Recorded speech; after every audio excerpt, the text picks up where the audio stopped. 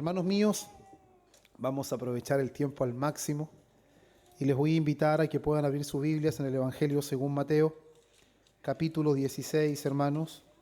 Debo reconocer que dudé bastante si es que hoy íbamos a continuar, porque esta porción de las Escrituras, a pesar de que es breve, vamos a dar lectura, vamos a focalizar hoy día el sermón en los versículos 18 al versículo 20, pero vamos a leer nuevamente desde el versículo 13, desde el versículo 13, pero vamos a enfatizar hoy el sermón del versículo 18 al 20 porque ya tuvimos el sermón anterior de los versículos 13 al 17.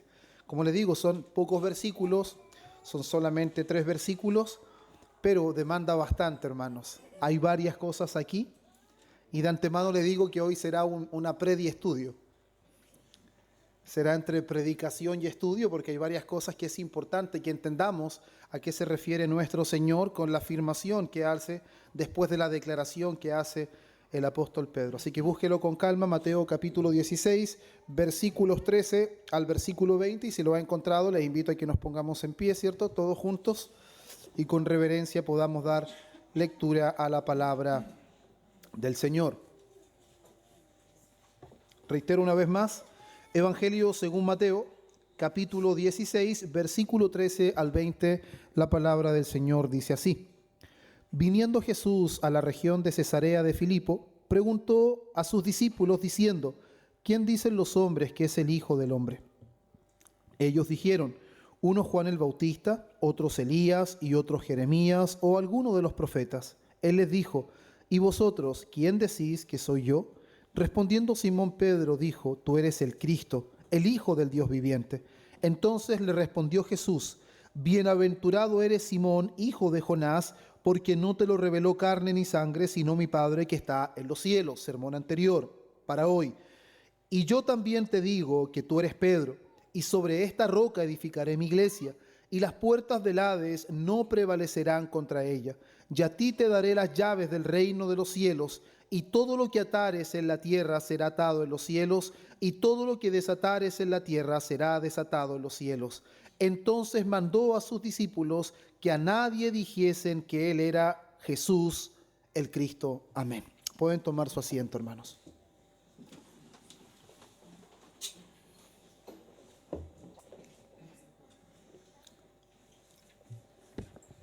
Desde el comienzo, hermanos, quiero mencionarle cuál es el título del sermón de hoy e inmediatamente se darán cuenta que es un título de prediestudio, porque el título es El fundamento, la promesa y la autoridad de la Iglesia de Cristo. El fundamento, la promesa y la autoridad de la Iglesia de Cristo. Y desde antes, hermanos, de que ya nos introduzcamos y veamos algunos aspectos que vimos en el sermón anterior, quiero que desde ya partamos comprendiendo qué es lo que vamos a ver hoy día, hermanos. Principalmente en los versículos 18 al 20, lo que vamos a ver es que Cristo, el Hijo del Dios viviente, que es la declaración gloriosa que Pedro ha hecho, ¿cierto? Por la revelación del Padre, es el único fundamento y dueño soberano de su iglesia. Vamos a ver, hermanos, que la afirmación de Jesús después de la declaración de Pedro es el cimiento y el fundamento sobre el cual descansa la iglesia. Por eso vamos a ver que ese Cristo, Hijo del Dios viviente, es el único fundamento y dueño soberano de su iglesia. Al mismo tiempo veremos que Él es el que promete edificarla y también promete preservarla frente al poder de la muerte, que es representado en el Hades. Y al mismo tiempo vamos a ver cómo Él confiará las llaves de su reino precisamente a la iglesia por medio de la proclamación del Evangelio y para que la iglesia también ejerza lo que es la disciplina exclusivamente mediante su palabra. Todas esas cosas, hermanos, aunque parezca extraño en tan pocos versículos, es lo que están directamente en las palabras de nuestro Señor Jesús. Ahora, tengo el propósito, hermanos, de poder llevarlos una vez más al escenario, que ustedes puedan pensar en la situación en la que se encuentran los discípulos con el Señor Jesús. Recordemos que el Señor Jesús ha llevado a sus discípulos hasta la región de Cesarea de Filipo. ¿cierto? El Señor Jesús ya no está en los lugares donde había estado anteriormente. Ya vimos los milagros, vimos las señales, vimos las confrontaciones que él había tenido, vimos las dudas de los discípulos, pero al mismo tiempo vimos la paciencia salvífica del Señor tratando con los discípulos a pesar de su incredulidad, y llegamos hasta este escenario donde encontramos la afirmación gloriosa de Pedro que él es el Cristo, el Hijo del Dios viviente.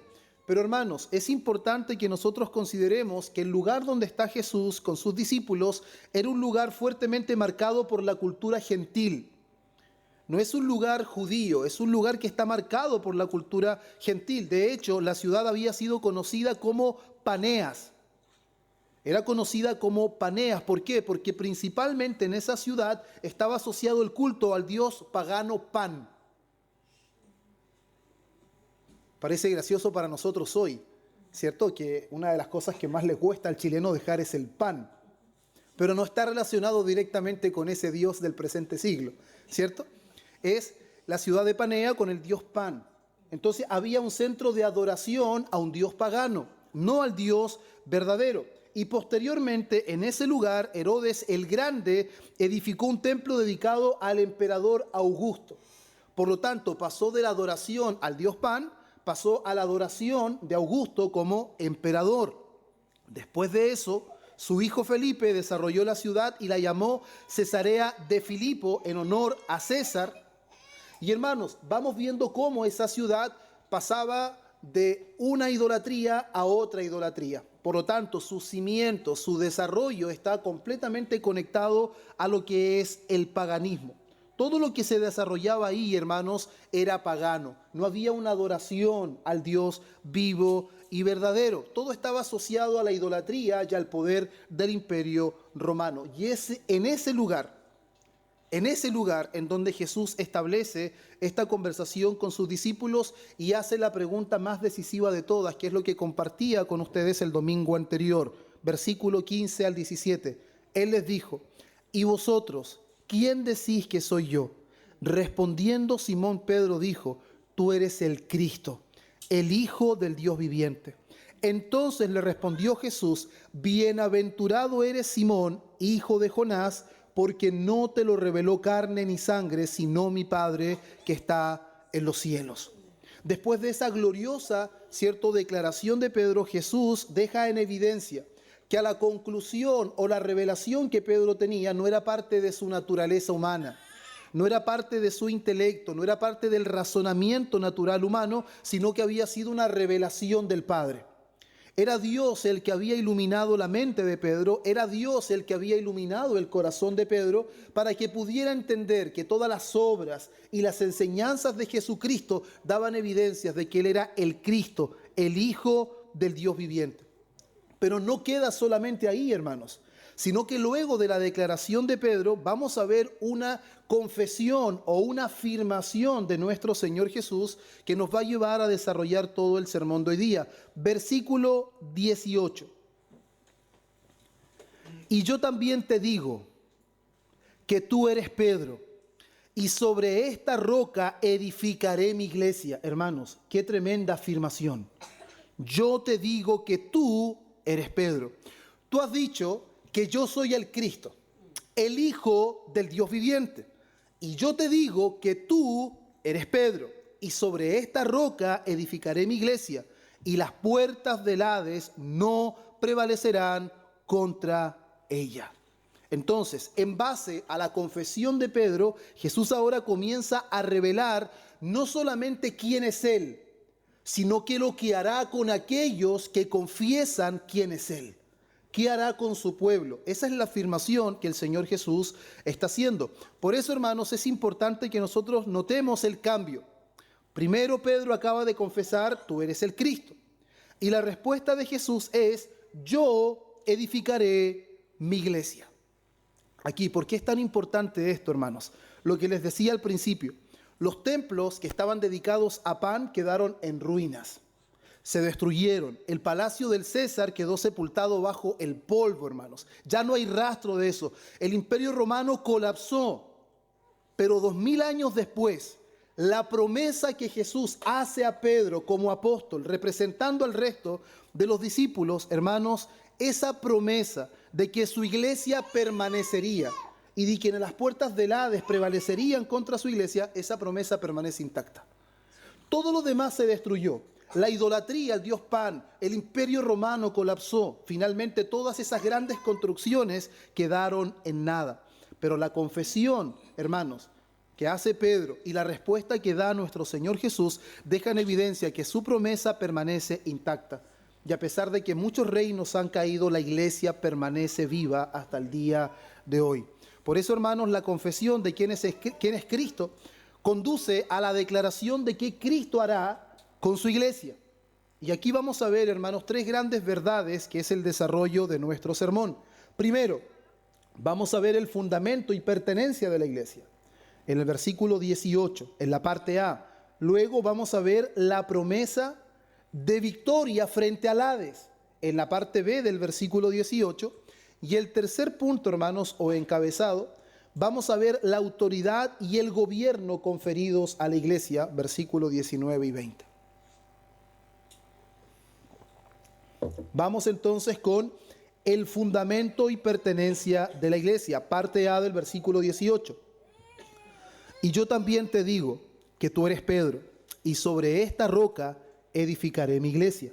Aquí, hermanos, han surgido diferentes interpretaciones, y es donde recae principalmente la gran herejía de la Iglesia Católica Romana, donde finalmente enseñan que cuando el Señor Jesús enseña que sobre esta roca edificaré mi iglesia, está hablando de la persona de Pedro.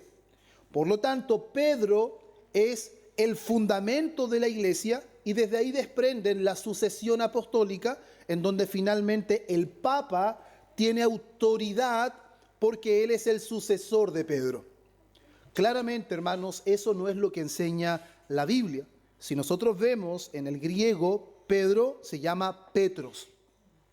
Mientras que cuando Jesús habla de en esta roca, ¿cierto? Sobre esta roca es la palabra Petra, que tiene que ver con una roca o una peña. Algunos dicen, no, es que Pedro es una piedra pequeña, es un fragmento. Y cuando dice roca está hablando de una roca grande, de una peña. Pero sería insuficiente, hermanos, de que nosotros podamos construir una interpretación solamente basándonos en Petros o Petra. Lo que nosotros necesitamos ver, hermanos, es qué es lo que nos dice el contexto, para que entendamos a qué se refiere Jesús cuando dice, sobre esta roca edificaré mi iglesia. Ahora, ¿qué es lo que acaba de confesar Pedro? Pedro acaba de confesar, tú eres el Cristo, el Hijo del Dios viviente. Por lo tanto, llegar a pensar, hermanos, de que el fundamento de la iglesia descansaría en Pedro, en un hombre débil, un hombre que todavía está creciendo en el conocimiento del Mesías, sería algo bastante absurdo. No podemos entender roca como Pedro. No, hermanos. ¿Por qué? Porque si nosotros vemos 5 versículos más adelante de esta confesión del versículo 18, vamos a ver que si la iglesia descansa en la debilidad y la torpeza de un hombre, la iglesia está, hermanos, condenada al fracaso. 5 versículos más adelante escucharemos lo siguiente, versículo 23. Pero él, volviéndose, dijo ¿a quién? A Pedro, quítate de mí, Satanás, de delante de mí, Satanás, me eres tropiezo, porque no pones la mira en las cosas de Dios, sino en las de los hombres. Imagínense, hermanos, una iglesia edificada sobre un hombre tan frágil, tan inestable. Un hombre que en realidad, hermanos, está tan propenso a equivocarse y a recibir reprensiones tan severas, tan fuertes de parte de aquel que es el dueño de la iglesia. Entonces, claramente, hermanos, el contexto nos muestra de que la edificación de la iglesia, el sustento de la iglesia no se refiere a Pedro. Entonces, si no se refiere a Pedro, ¿a quién se refiere? Acabamos de decir que la declaración de Pedro es una revelación del Padre. La revelación que recibe es que Él es el Cristo, el Hijo del Dios viviente. Por lo tanto, la roca sobre la cual sería fundamentada la iglesia es esa declaración. La iglesia sería fundamentada sobre la verdad de que Cristo es el Hijo del Dios viviente. Por lo tanto, el fundamento y el cimiento de la iglesia, amados hermanos, no es Pedro, sino Cristo mismo. Es en base de la revelación que recibe Pedro y que la declara públicamente, en donde nosotros debemos entender, hermanos, que es el Cristo revelado y confesado el fundamento de la iglesia. El Cristo revelado y confesado es el fundamento de la iglesia. Y eso lo podemos ver claramente a lo largo del Nuevo Testamento. Primera de Corintios, capítulo 3, versículo 11. Porque nadie puede poner otro fundamento que el que está puesto, el cual es Jesucristo. Efesios 2:20. Edificados sobre el fundamento de los apóstoles y profetas, siendo la principal piedra del ángulo Jesucristo mismo. Entonces, los apóstoles son cimientos únicamente en cuanto fueron testigos y anunciaron de Cristo. Ahora, Primera de Pedro, capítulo 2, versículo 4 y versículo 6. Acercándoos a él, piedra viva, desechada ciertamente por los hombres, mas para Dios escogida y preciosa. Por lo cual también contiene la Escritura: he aquí pongo en Sión la piedra principal del ángulo, escogida y preciosa, y el que creyere en él, ¿en quién? En Jesucristo, no será avergonzado. Una vez más, el fundamento sobre el cual sería edificada la iglesia es en la declaración y confesión de que Jesús es el Cristo, el Hijo del Dios viviente. Y eso ya es anunciado inclusive en Salmos 118, 22. La piedra que desecharon los edificadores ha venido a ser la cabeza del ángulo. Por lo tanto, ya conocemos, hermanos, en realidad cuál es el fundamento, cuál es el cimiento de la edificación de la iglesia.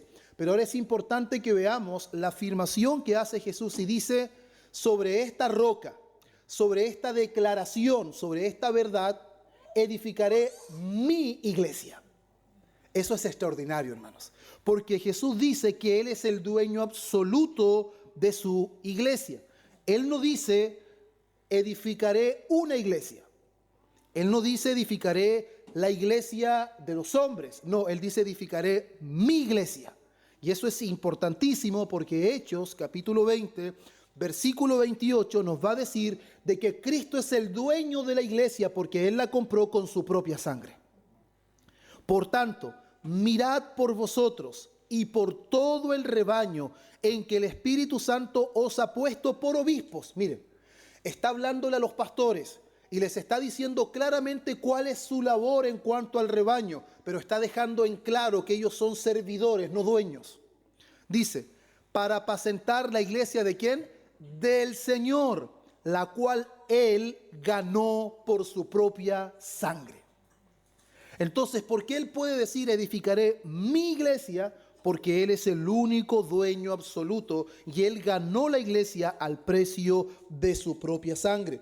Y al mismo tiempo, hermanos, Él puede decir mi iglesia porque Él es la única cabeza de la iglesia. Él tiene preeminencia absoluta sobre su cuerpo, que es la iglesia. Colosenses capítulo 1, versículo 18. Y Él es la cabeza del cuerpo, que es la iglesia. Que Él, que es el principio, el primogénito de entre los muertos, para que en todo tenga preeminencia. Efesios 1, 22 y 23. Y sometió todas las cosas bajo sus pies y lo dio por cabeza ¿a quién? A Jesús, sobre todas las cosas a la iglesia, la cual es su cuerpo, la plenitud de aquel que todo lo llena en todo. Entonces ya tenemos dos afirmaciones en cuanto a lo que Jesús responde a Pedro. Primero, que el fundamento de la iglesia es la revelación y confesión de Pedro, que Él es el Cristo, el Hijo del Dios viviente, y la afirmación de que Él es el dueño absoluto, por cuanto Él compró la iglesia con su sangre y Él es la cabeza, la plenitud del cuerpo. Ahora, me gusta mucho como nuestra confesión, hermanos, en el capítulo 26, cuando habla de la iglesia, párrafo 4 dice lo siguiente: el Señor Jesucristo es la cabeza de la iglesia, en quien, por el nombramiento del Padre, todo el poder para el llamamiento, institución, orden o gobierno de la iglesia está investido de una manera suprema y soberana. Y mire lo que dice después: Y hermanos, para nosotros hoy es fácil leer esto, pero para nuestros hermanos bautistas de ese tiempo era una controversia, hermanos, y eso le significaba persecución. Dice, ni puede el Papa de Roma en ningún sentido ser la cabeza de ella. Nuestros hermanos estuvieron dispuestos al fuego de la controversia a hacer una declaración de que el Papa no es la cabeza de la iglesia, es Cristo, la cabeza y Señor de la iglesia. Por eso, amados hermanos, al entender esto, nosotros sacamos implicaciones claras. La iglesia no pertenece a hombre alguno. La iglesia no pertenece a los pastores. La iglesia no pertenece a una familia que lamentablemente en nuestros tiempos vemos eso, cómo familias se apoderan de una congregación. No, hermanos, la iglesia no es de los pastores, la iglesia no es de una familia, la iglesia no es de los miembros. La iglesia es de Cristo. El pastor es un siervo, ha sido llamado a ser un mayordomo que administre la iglesia del Señor. Los creyentes son sus ovejas, pero Jesús es el pastor supremo de su iglesia.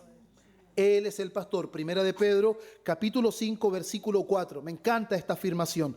Y cuando aparezca el príncipe de los pastores, dice, vosotros recibiréis la corona incorruptible de gloria. No por haberse adueñado de la iglesia, sino por haber servido fielmente a aquel que es el príncipe de los pastores. Y coronará a los pastores por su servicio fiel y rindiendo cuentas a aquel que es el único dueño de la iglesia. Por eso, hermanos, si la iglesia le pertenece a Cristo y está fundada sobre Él, eso significa, hermanos, de que la iglesia nunca enfrentará ataques, nunca enfrentará dificultades, porque normalmente, hermanos, cuando leemos textos de que no hay condenación para los que están en Cristo Jesús, nos tomamos de algunos textos en donde parece que al creyente no pudiera pasarle nada, donde parece que si Él es el dueño de la iglesia y Él es el fundamento de la iglesia, entonces la iglesia nunca enfrentará dificultades, la iglesia nunca enfrentará persecución. No. Que Cristo sea el fundamento y el Señor de la iglesia no significa que la iglesia estará exenta de dificultades. Por el contrario, si nosotros leemos la Escritura, veremos de que la iglesia enfrentará grandes enemigos. La iglesia enfrentará grandes dificultades, pero Jesús no dice que no los enfrentaremos, sino que Él nos da absoluta confianza de que la iglesia triunfará en medio de las dificultades. Por eso, el segundo punto es la promesa de la victoria frente al Hades. Parte B del versículo 18. Y las puertas del Hades no prevalecerán contra ella. Ahora, después de aclarar que Él mismo es el que edificará su iglesia, Jesús añade, hermanos, una segunda promesa. La primera promesa, edificaré mi iglesia. La segunda promesa, las puertas del Hades no prevalecerán contra ella. ¿Qué significa eso, hermanos? Que la iglesia de Cristo será edificada y ni la misma muerte podrá oponerse a que la iglesia crezca y avance conforme Cristo lo ha estipulado. La iglesia no será destruida jamás. Ahora, hermanos, ¿qué significan las puertas del Hades? ¿Qué significa esta afirmación gloriosa o esta promesa gloriosa de nuestro Señor? En un lenguaje bíblico, hermanos, el Hades se representa como un lugar o el reino de los muertos. El Hades es el reino de los muertos.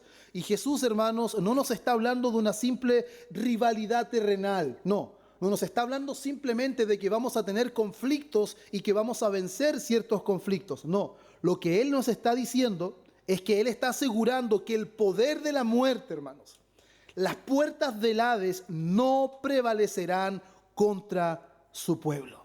Por eso, Cristo no promete ausencia de muerte física. ¿Se da cuenta de eso? De hecho, cuando envía a los discípulos, dice que muchos morirán por causa de su nombre. Muchos sufrirán, los envío como ovejas en medio de lobos. Jesús nunca dijo que la iglesia no enfrentaría dificultades. Lo que el Señor promete es victoria por sobre toda oposición. Pero no promete que no habrá oposición. Por eso, hermanos míos, los cristianos a lo largo de la historia han sufrido persecución, han sufrido martirio, pero la promesa es más profunda que eso, hermanos. Lo que el Señor Jesús está diciendo de que la muerte puede quitarle al creyente su vida terrenal, pero no podrá destruir la iglesia de Cristo. Por eso las puertas del Hades no prevalecerán contra ella. Ahora, ¿y cuál es la garantía de esta promesa, hermanos?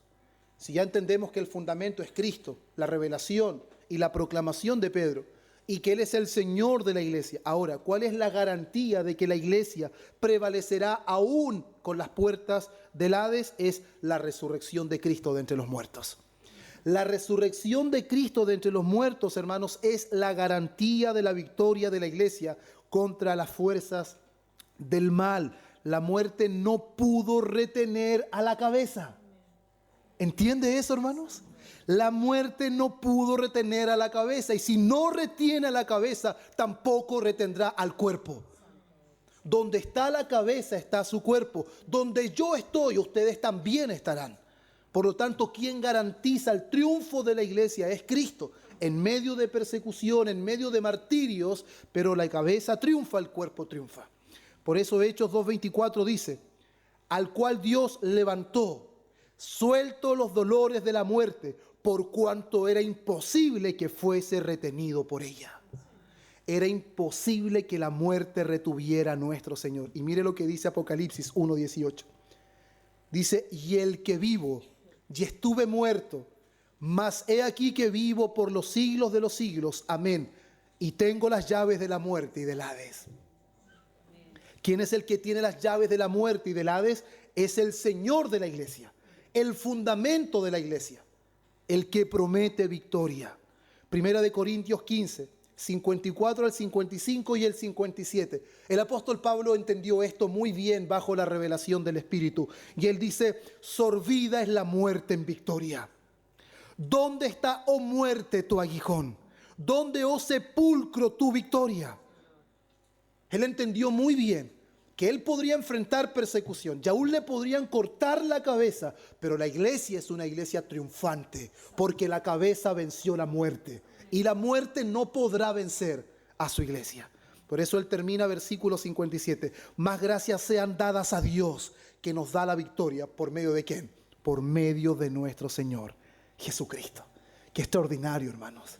Qué glorioso es ver que esta promesa que Él está dando a Pedro no se cumple únicamente en Él. Es un hombre débil. Él está representando a los discípulos. Él está representando a la iglesia, porque Él es un apóstol, Él es un anciano y Él es un creyente. Por lo tanto, no solamente recibe esta promesa como apóstol, sino como anciano y como creyente. Y toda la iglesia está representada en la persona de Pedro. Por eso, amados hermanos, al entender estas cosas, nosotros debemos responder de alguna manera.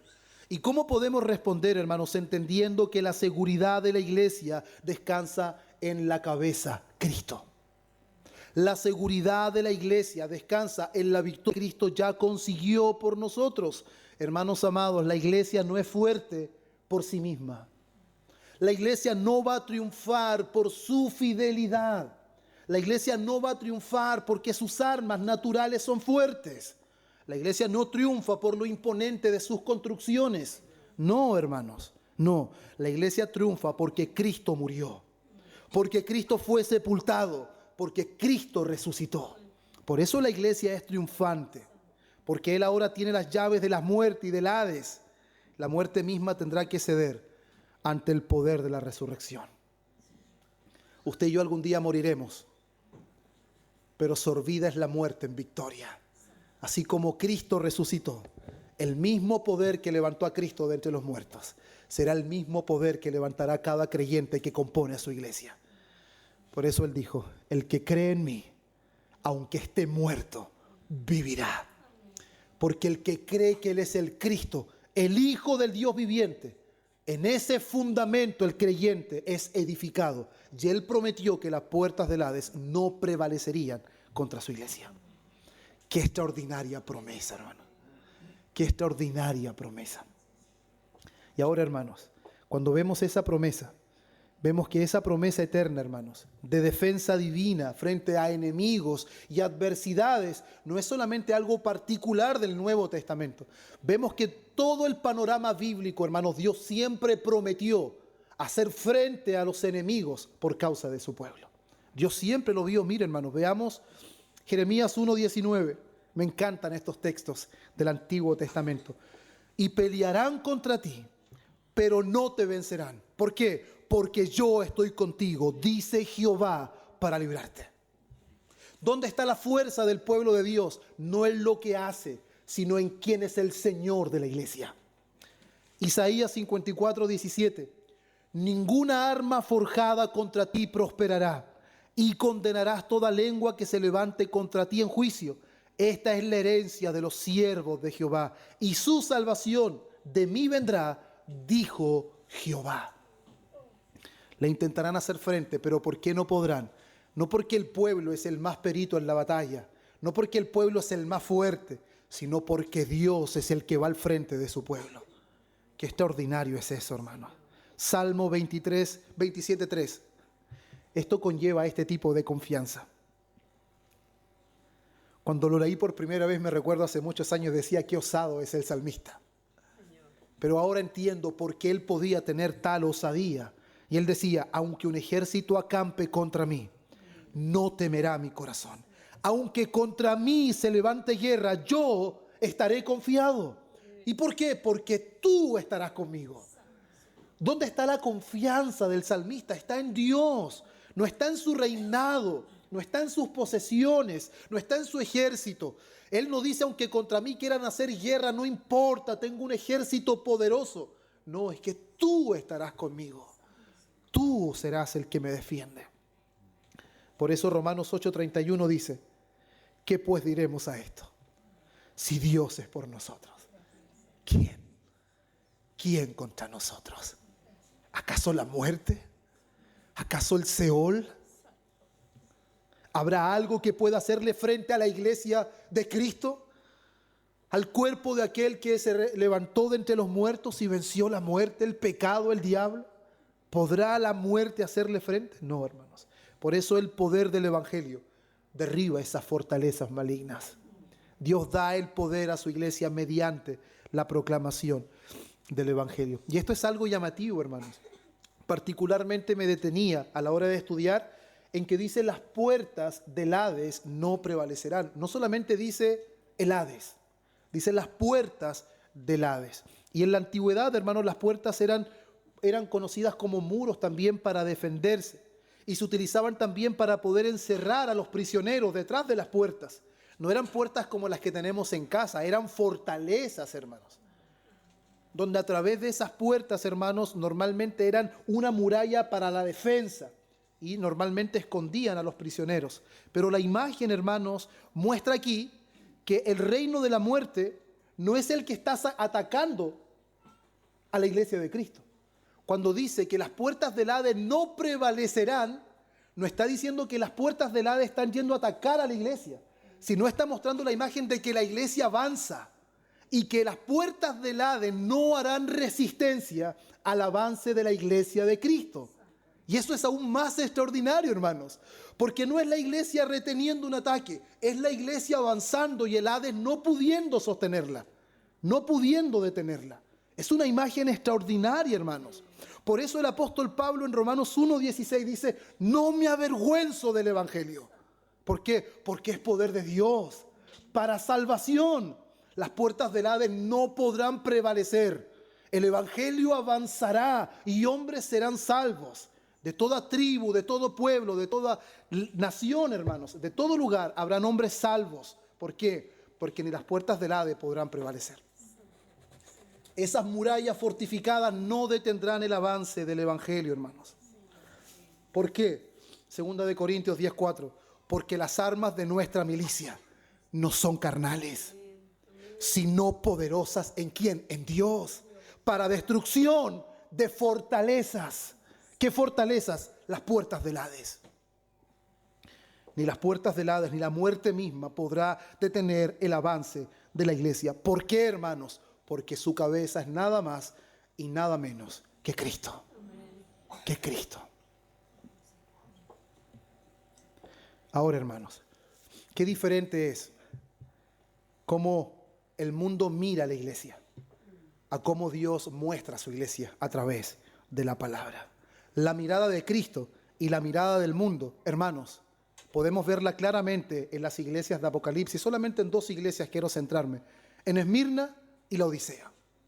2 miradas muy distintas, cómo el mundo ve y cómo Cristo ve.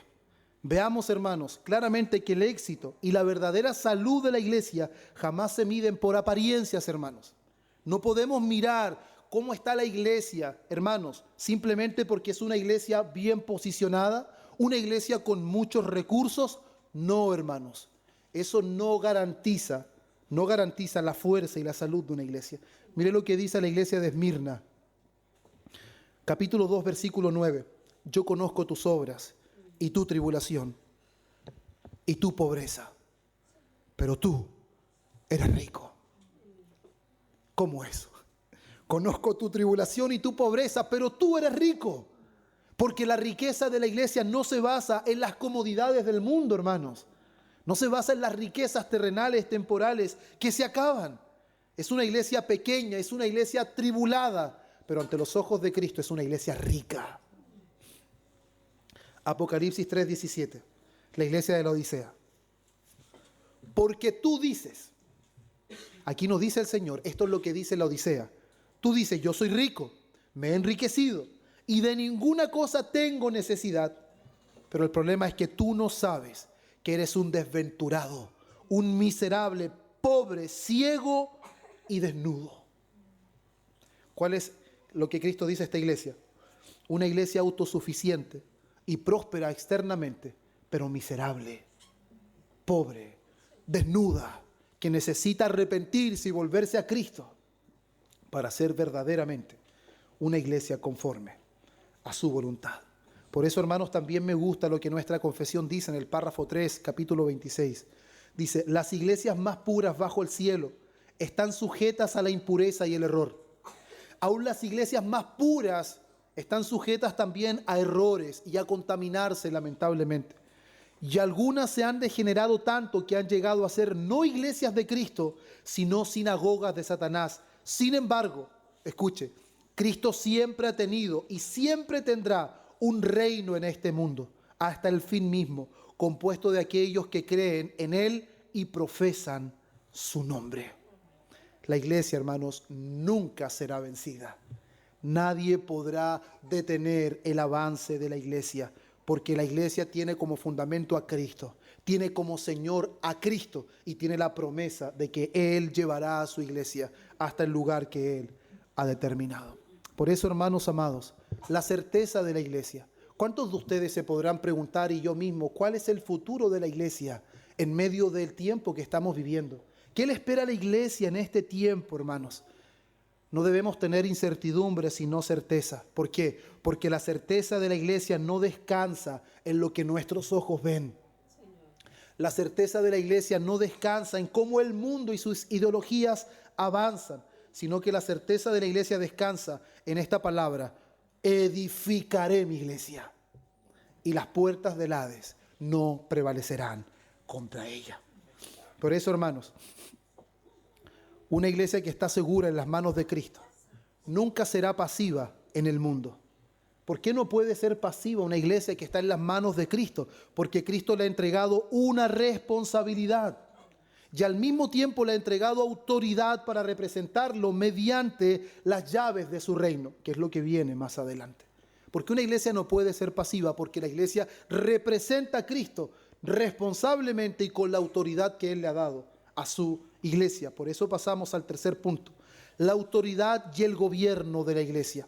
Versículo 19 al 20, dice así: y a ti te daré las llaves del reino de los cielos, y todo lo que atares en la tierra será atado en los cielos, y todo lo que desatares en la tierra será desatado en los cielos. Entonces mandó a sus discípulos a que a nadie dijesen que Él era Jesús el Cristo. Por eso, hermanos, ¿qué es lo que Él les está entregando a Pedro como representante de la iglesia? Las llaves del reino. ¿Qué significan, hermanos, estas llaves?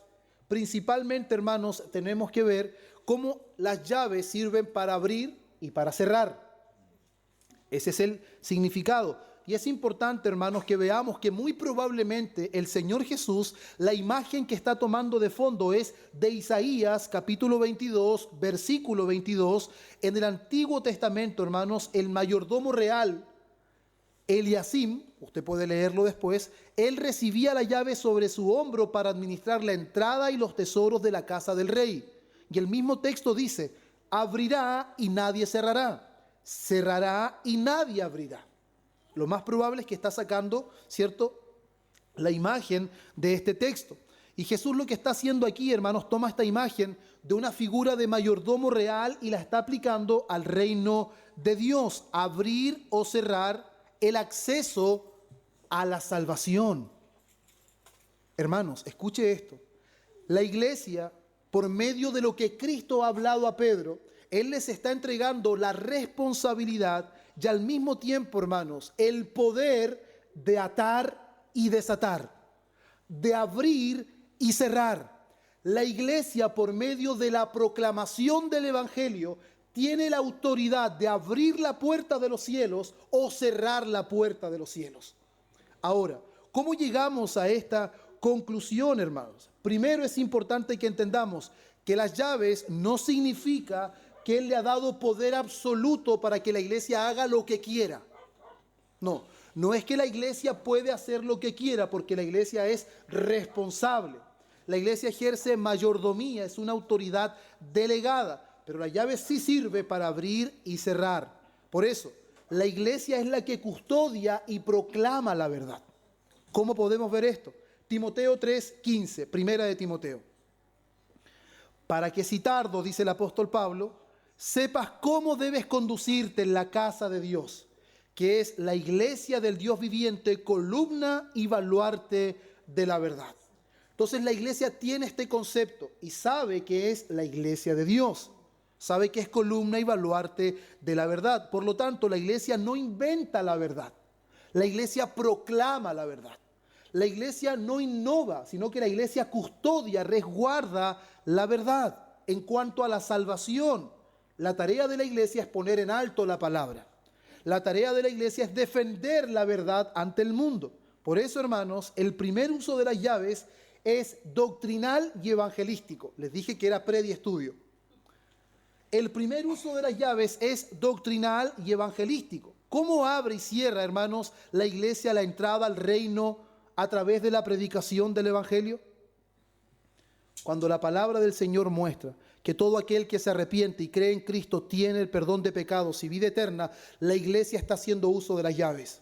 Está abriendo el reino de los cielos a todos aquellos que creen en Cristo y está cerrando el reino de los cielos a todos aquellos que son impenitentes por medio de la predicación del evangelio. Marcos 16:16.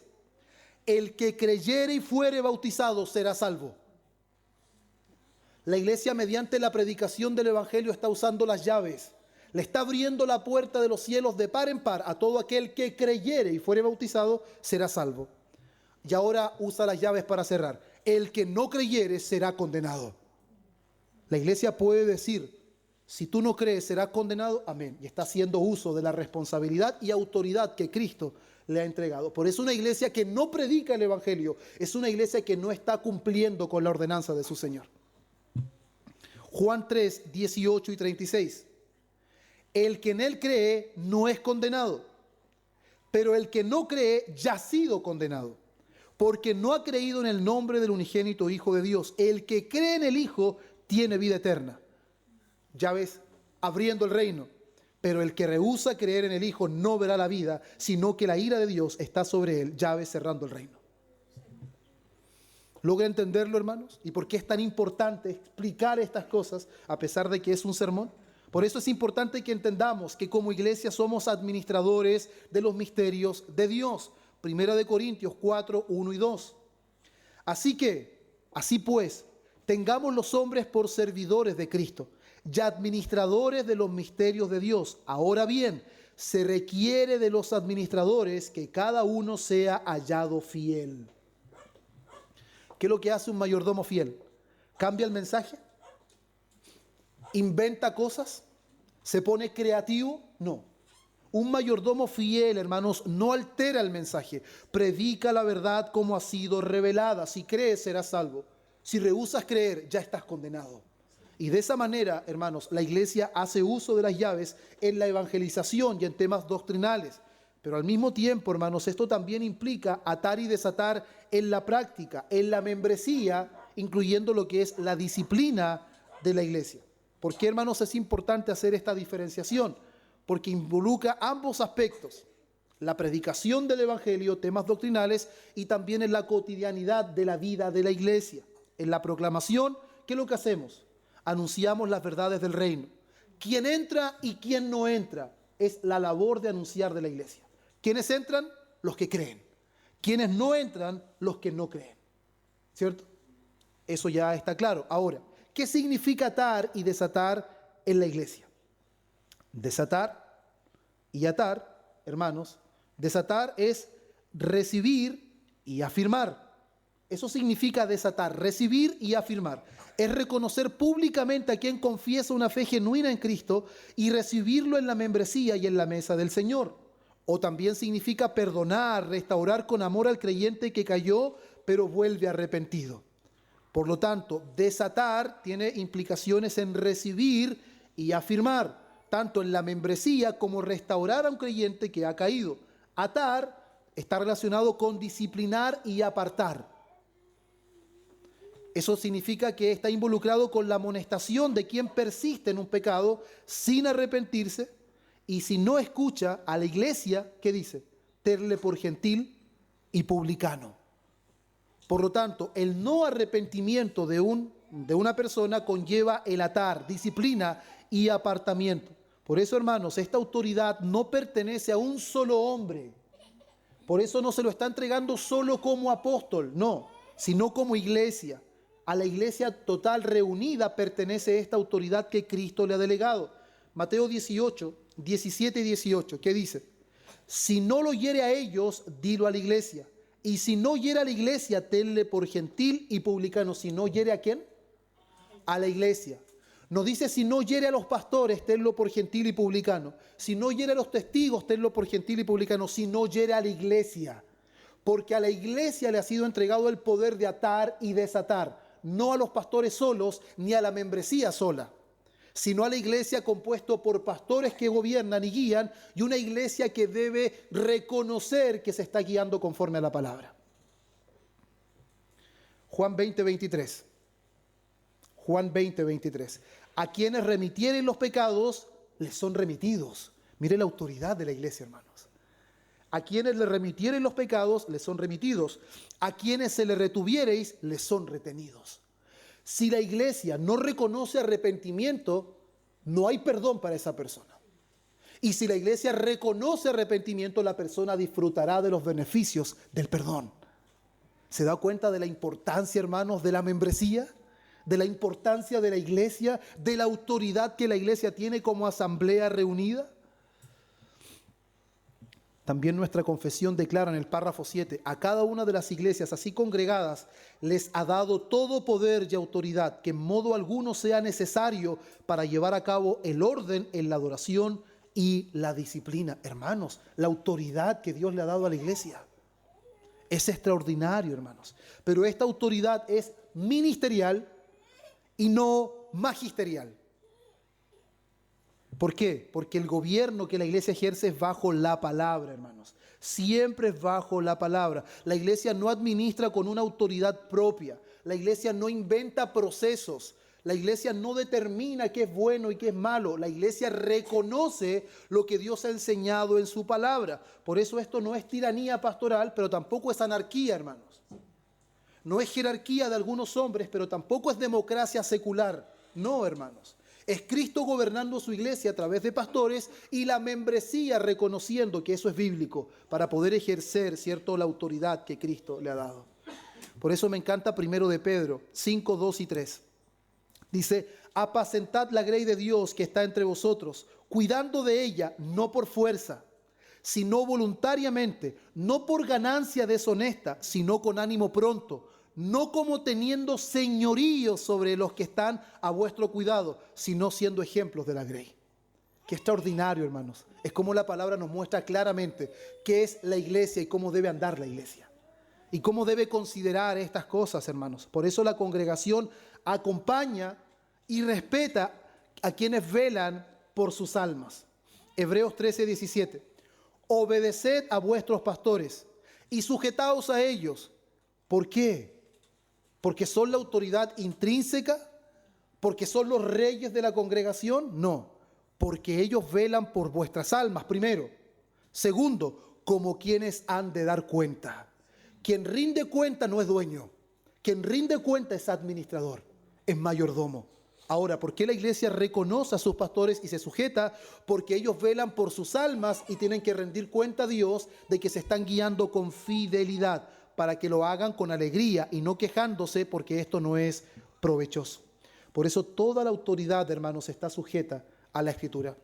Segunda de Timoteo 3:16, 17. Toda la Escritura es inspirada por Dios y útil para enseñar, para redarguir, para corregir, para instruir en justicia, a fin de que el hombre de Dios sea perfecto, enteramente preparado para toda buena obra. ¿Se da cuenta? La iglesia no vive diciendo, porque el pastor lo mandó, lo hacemos. No, yo he escuchado eso muchas veces. ¿Y por qué la iglesia hace esto? Es que el pastor dijo. Es que el pastor lo mandó. No, hermanos. No es porque el pastor mandó, y escuche esto, ni porque la mayoría votó. Porque son los dos extremos, jerarquía o anarquía o democracia secular. No es porque el pastor mandó, ni porque la iglesia votó, es porque Cristo así lo ha ordenado en su palabra. ¿Se da cuenta la diferencia? No es porque el pastor mandó ni porque la iglesia votó, es porque Cristo lo ha ordenado en su palabra y el pastor así lo ha enseñado y la iglesia así lo ha reconocido. Ahora, una vez que nosotros entendemos esto, hermanos, creo que nuestra forma de mirar la iglesia debería cambiar. Debería cambiar absolutamente, hermanos. De una iglesia abatida, destruida, perseguida, sin influencia, una iglesia pobre, sin recursos, donde parece que los espectáculos seculares están más llenos que las congregaciones. No, hermanos, no nos dejemos engañar por eso. Las puertas del Hades no prevalecerá. La iglesia predicando el evangelio seguirá avanzando. La cabeza resucitó, el cuerpo también resucitará. Y eso es extraordinario, hermanos. Y conocer cómo funciona la iglesia es aún más extraordinario, porque Él no solamente nos ha salvado, sino que nos ha delegado responsabilidad y gobierno, hermanos.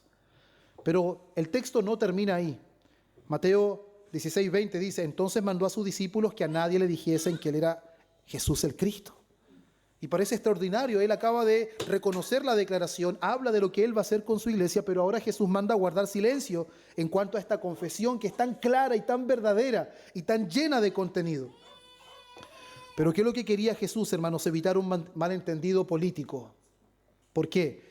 En el tiempo de Jesús, ¿qué es lo que esperaba el pueblo? Esperaba un líder político, alguien militar que viniera a derribar las fortalezas de Roma, hermanos, por la fuerza. Pero claramente, hermanos, si los discípulos hacían eso, se iba a generar una revuelta. Pero los discípulos necesitaban entender aún de que ese no era el Mesías que había venido. No era un Mesías político que iba a ejercer fuerzas, no. Por eso el Señor dice: no todavía. Aún no era el momento, hermanos, de la proclamación de que Él era el Cristo abiertamente, porque los mismos discípulos aún necesitaban entender quién era ese Cristo y cuál era su propósito. No es solamente, hermanos, reconocer que Jesús es el Cristo, sino también reconocer la obra del Cristo. Por eso la verdadera fe se sustenta en quién es y su obra. Y los discípulos aún no reconocían cuál era la obra del Señor. Por eso es tan importante lo que vamos a ver en los versículos siguientes en el próximo sermón. Pero ahora, hermanos, ya terminando con algunas aplicaciones, yo creo que esto nos debe llevar a pensar mucho, hermanos. Y principalmente debemos nosotros pensar y examinarnos sobre qué fundamento está nuestra vida, hermanos. ¿Cuál es el fundamento de nuestra vida? ¿En dónde radica, hermanos, nuestra confianza? Porque si nuestra confianza aún está en que la iglesia es un recinto grande, en que nosotros hacemos todo lo posible por conducirnos correctamente, creemos que estamos en la iglesia correcta, si nuestro fundamento sigue siendo eso, estamos en arenas movedizas, hermanos. Y en cualquier momento vamos a experimentar la ruina. Pero si nuestro fundamento y nuestra firmeza está en que Cristo es el Mesías, el Hijo del Dios viviente. Y Él es el fundamento de mi vida. Mi vida está rendida completamente a Él. Tenemos completa esperanza. Por eso es importante examinarnos. Y al mismo tiempo, hermanos, de examinar dónde está nuestro fundamento, también hay un llamado, hermanos, a amar y comprometernos con la iglesia local porque Cristo la ama. No comprometerse y amar a la iglesia local es un atentado contra el Señor de la iglesia. Efesios 5:25, Cristo amó a la iglesia y se entregó a sí mismo por ella. ¿Será que podemos decir amamos a Cristo y no amamos su pueblo? Podemos decir amo a Cristo con todo mi corazón porque Él perdonó mis pecados, pero no tengo intenciones de ser miembro de una iglesia. Eso no puede ser. Son contradicciones de términos, hermanos, porque Cristo ordena formar parte de su iglesia. Él es el que murió por su iglesia. Por lo tanto, hermanos, no podemos amar a Cristo y no amar su iglesia. No podemos decir amar a Cristo y no tener intenciones de formar parte de una iglesia, hermanos. Al mismo tiempo de no servir en esa iglesia. De no procurar la sana doctrina, la unidad, la santidad, porque eso es lo que Cristo anhela para su iglesia. Lo que Cristo anhela para su iglesia es lo que todos nosotros deberíamos anhelar para su iglesia. No podemos anhelar cosas distintas a las que Cristo anhela. Y también, hermanos, no debemos temer nosotros a las dificultades. ¿Por qué no debemos temer? Debemos descansar en la fidelidad del Señor. Recordemos lo que Dios nos prometió a lo largo del sermón. Pelearán contra ti, pero no te vencerán. Ningún arma forjada contra ti prosperará. Y Mateo 16, las puertas del Hades no prevalecerán contra la iglesia. La iglesia no será detenida. Por eso, hermanos míos, una vez más les insto. Cuando nosotros vemos nuestra propia congregación, ya no miremos hacia el lado. Miremos nuestra propia congregación. ¿Qué es lo que vamos a ver? Vamos a ver debilidad. A pesar de que hemos crecido, nosotros pensamos que sería más glorioso de que Dios llame a más personas. Vemos recursos limitados. Hay veces que quienes servimos al Señor, ¿cierto? Todos los que servimos al Señor experimentamos cansancios. La cultura parece que se burla de nosotros, de que somos retrógradas en el presente siglo XXI, creyendo cosas que ya no tienen sentidos.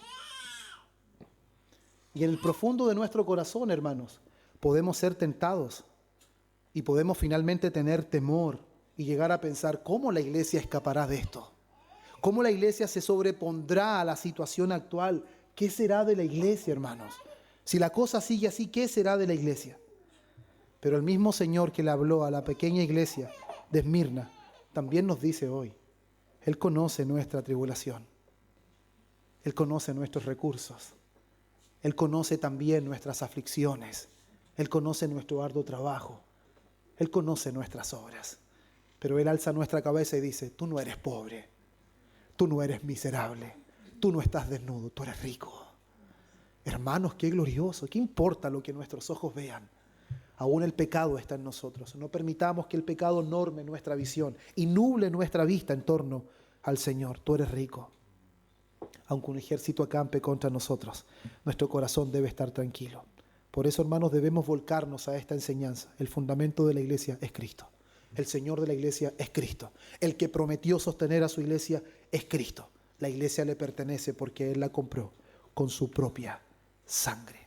Nada de lo que Cristo ha construido, el mundo podrá derribarlo. Nada, hermanos. Absolutamente nada. Y tenemos que estar convencidos de esto. Filipenses 1:6. El que comenzó en vosotros la buena obra, la perfeccionará hasta el día de Jesucristo. Por eso, amados hermanos, la iglesia no depende de la fidelidad de sus miembros, de los recursos de sus miembros, de las capacidades de sus miembros. La iglesia depende de la fidelidad de aquel que prometió. El que prometió es fiel. Edificaré mi iglesia y las puertas del Hades no prevalecerán contra ella. Amén, hermanos. Oremos. Padre bueno, Dios de todas gracias, inclinamos nuestra vida delante de ti en absoluta adoración. Qué extraordinario, Señor, es lo que tú has hecho con nosotros. Muchas veces perdemos de vista estas cosas, Dios mío, Pero gracias por alumbrar nuestro corazón. Gracias por alumbrar nuestro camino. Gracias por alzar nuestra cabeza y poder ver con los ojos tuyos, Señor, tu iglesia, la gloria de tu iglesia, la promesa bendita que nos has hecho, Señor, para que podamos caminar confiados, Padre mío, creyendo que la obra de Cristo, Señor, se llevará a cabo tal como usted lo ha diseñado y que nada, Señor, ni nadie podrá detener su obra. Por eso usted mismo le dijo a sus discípulos: no temáis a los que matan el cuerpo, porque no pueden hacer nada contra el alma. Más bien temed a aquel que puede destruir tanto el cuerpo como el alma en el infierno. Pero usted, Señor, nos ha llamado para vida y vida eterna. Nos has bendecido grandemente con el perdón de nuestros pecados y disfrutamos de estas extraordinarias promesas. Tu bendición sea sobre tu iglesia y esta palabra, Señor, sea prosperada en nuestro corazón. En el nombre de Cristo oramos. Amén y amén.